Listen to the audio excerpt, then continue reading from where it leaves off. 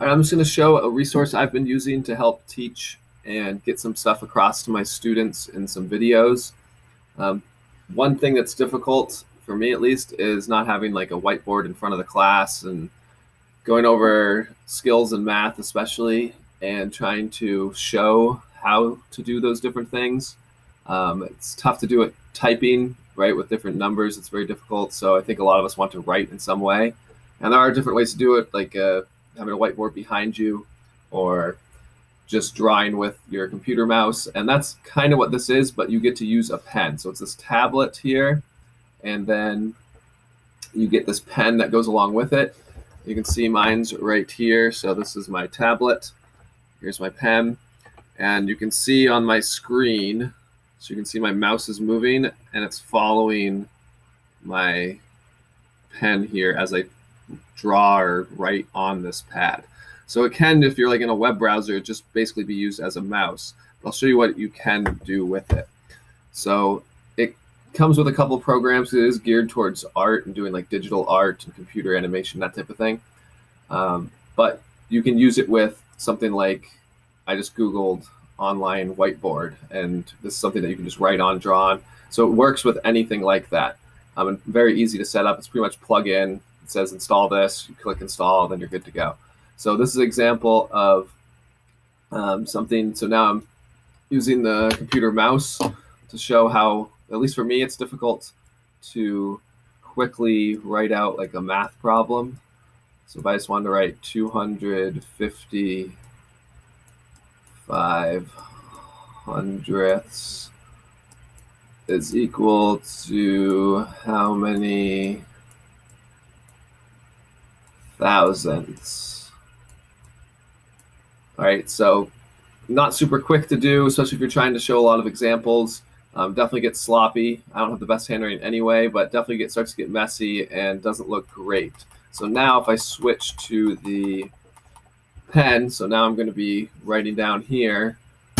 So I just have it set up right in front of my computer, and it just plugs into your computer with a USB. So, and it works for Mac, PCs, whatever you have.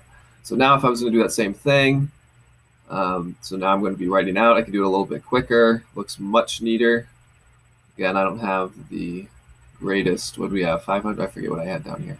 I don't have the greatest handwriting, but you can see it's a lot smoother and easier to work with. All right, and you could do like artistic things, I guess. You could draw with this if you're doing something, but it could work really well with like doing shapes. So if you're doing like area of a triangle, something like that.